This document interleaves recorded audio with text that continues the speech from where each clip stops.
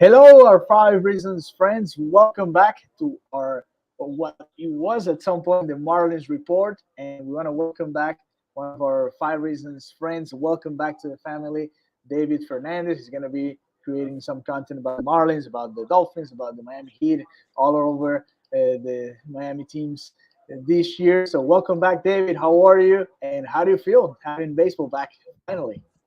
Hey Alejandro, thanks for having me, man. I'm glad to be back for sure, and super excited not only to rejoin the Five Reasons group, but also to watch baseball and to cover baseball again. I mean, there was a little bit of time there where we thought we were going to lose games this season and all of that with the lockout, but they're off and rolling and they're looking good in the spring, and we'll see how it goes over the next couple of weeks, right? Yeah, we'll see. Right now we are at Roger Dean Stadium. The Marlins just scored the eighth run. Let me see. No, the ninth run already. They're winning 9-2 against a B or C squad of the Houston Astros. None of the major names came over here from down to Jupiter today, so they're facing just a minor league team version of the Astros tonight. The Marlins do have, or did start what should be close to what their starting lineup is going to be tonight or this season. So we're going to be talking a little bit about that. And I mean, we are in a weird spot because this is kind of the spring training slash uh, free agency going on. Give me a second. Gerard Encarnacion just hit a moonshot over the center field wall. So that's 10-2 for the Marlins. This is another one of the guys that we thought was going to help the team somehow and hasn't quite done so in these years with the Marlins. So, David, talking about the Marlins and the moves, I know before the lockout, they got Joey Wendell, they got Jacob Stallings, they got Abisael Garcia, who hit a three-run bomb here today in his first at bat. But other than that, we kind of got there to a point when we expected maybe having them involved in the Nick Castellanos and race there. Maybe Carlos Correa, looking at what he signed for with the Twins. I mean, why not Miami?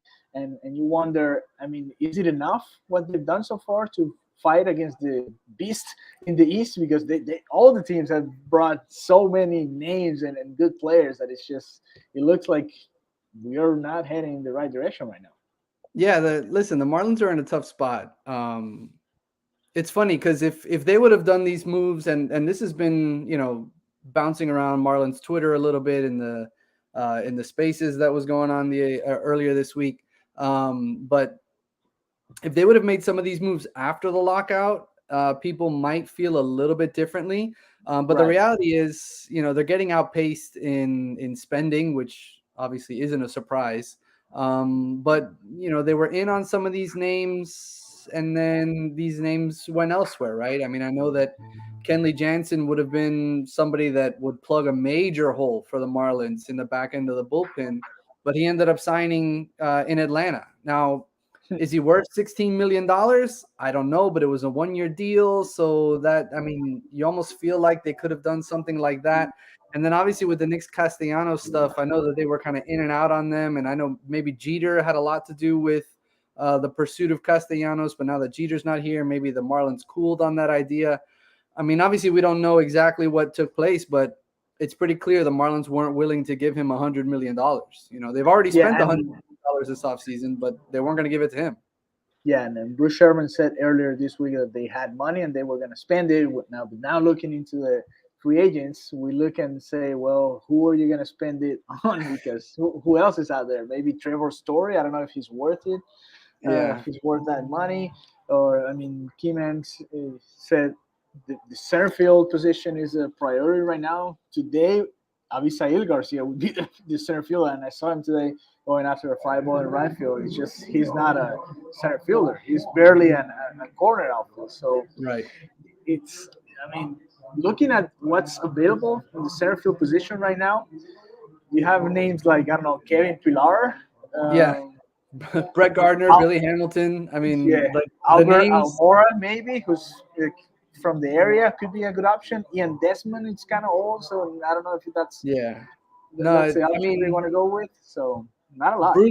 Bruce Sherman's comments were maybe, I mean, they were good to hear, right? As a Marlins fan, you're excited when the owner says something like that, but maybe the timing wasn't the best timing, because if they have all this money and then these guys are coming off the board, there's really nobody that excites you in free agency right now that's a center fielder. So you look at potentially making trades, right? And Kim Eng was saying on, I think it was yesterday, she was saying that they don't want to, that they don't want to force a trade or a signing or anything like that, that they want a center fielder that's an offensive threat. So you're thinking about,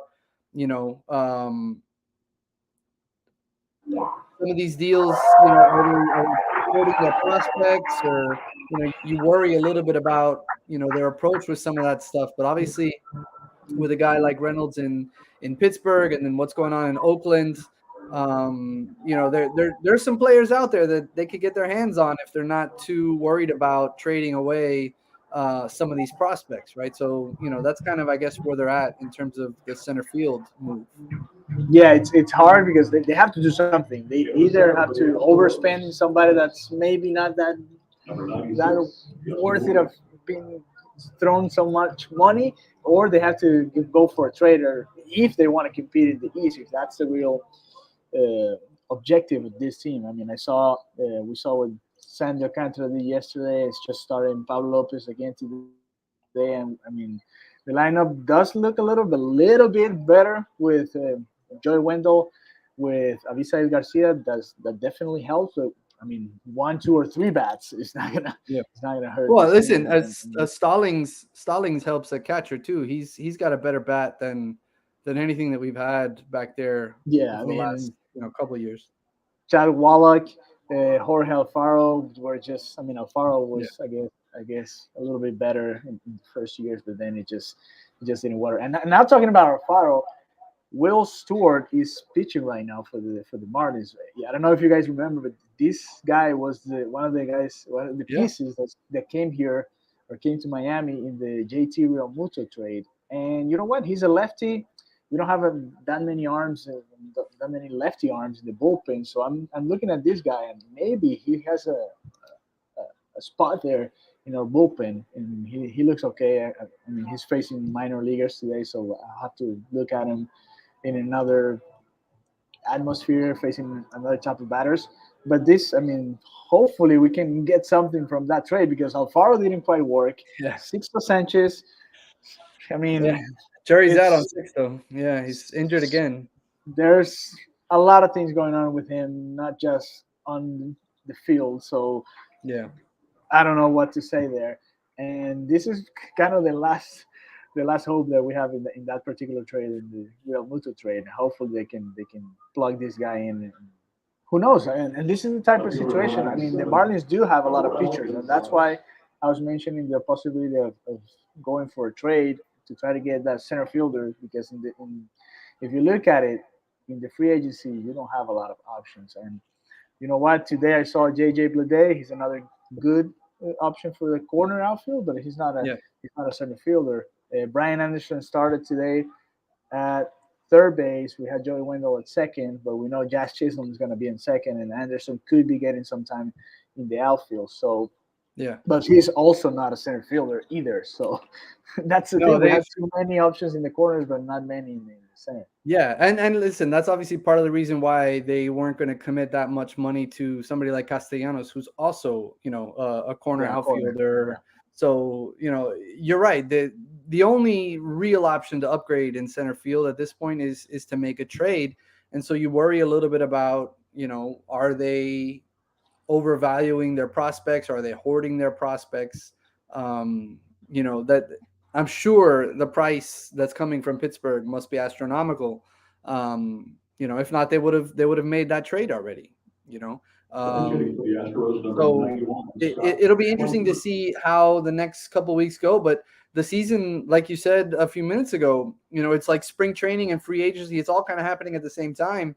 So they're adding pieces to the roster, or potentially adding pieces to the roster while they're preparing for the regular season, which is right around the corner. So if they're going to do something, they're going to have to do it quickly to get, the new faces acclimated, and to figure out what maybe the best approach is from a lineup standpoint, from Mattingly's perspective. So you hope that something happens here over the course of the next couple days, at the most couple weeks, right? If not, we might very well see somebody like JJ Bleday in center field on a regular basis, right? I mean, they threw Jonathan VR out there in 2020, right? And that was a disaster. I mean, they can't just get random guys and throw them in center field, and it doesn't work. We've seen it, so. And with the way that the ballpark plays at Lone Depot, I mean, you want somebody who can run and who could play defense out there. Is it Jesus Sanchez? I don't think so. Well, But he started there today. He was the center fielder for tonight's game, for today's game. yeah, I mean, I guess right now that's the only option. I mean, it's yeah, he just might have to be, right, because I mean, they signed Roman Quinn, they signed Delino DeShields Jr., right? yeah, Those guys. I mean, that's Magnus Sierra again. That's neither of those guys are going to do much. I mean, there'll be a spot starter here and there, whoever makes the roster, I would imagine, but they're not the long term solution. They've got to execute one of these trades. There's some pieces yeah. in Oakland. I mean, the fire sale in Oakland, I don't know where it came from, but there are some pieces It out came. there that could help. There's potential closer, potential center fielder. You know, it's just a matter of, are they willing to pull the trigger with some of these prospects? Yeah, that's the thing. Like, look at it. Today's lineup. It was Miguel Rojas playing shortstop, Wendell in second, Cooper playing first base, Avisail Garcia playing right field, Aguilar fifth and DH, Ryan Anderson playing third base. He hit a 3-run shot today as well. Jesus Sanchez 0-for-2 today playing center field. Nick Fortes was the catcher, and JJ Bleday was playing in left field. He struck out in his second at bat. It was a ball, so don't get too frustrated with that. He was facing a lefty. I mean, he looks good. And that's a guy that we want to see in the near future, and Yeah. he might be one of the reasons why the Marlins didn't want to throw that much money into a Castellanos type of player, though. Yeah, I No, mean, and we've heard that before, right? They don't want to sign guys that block some of these prospects. yeah, Brinson, Harrison, I Yeah. don't know, Sierra, even Sanchez or the Mesa brothers in that moment when they signed. I mean, so many that just didn't work. So Yeah. at I some mean, point, you have to Blade. go to for the big guys. Yeah, Blade. He's made changes to his swing. And he looked great. What was it, in Arizona Fall League? He looked really Yeah, good. But he probably needs to start off in AAA Jacksonville, right? He needs to start off in AAA, and then maybe he makes it to the big club this year.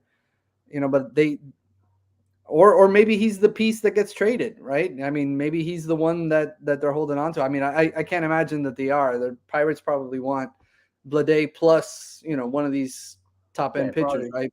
Yeah, You pitching. Yeah, know, so they have obviously some holes, some very clear holes to fill. They need somebody in center. They need somebody in the back end of the bullpen. I mean, Dylan Floro's fine, right? He might be able to do it. Um, yeah, but they just need more arms. That's it. yeah, yeah. Yeah. I mean, who knows? Sergio Romo's out there. They can bring him back.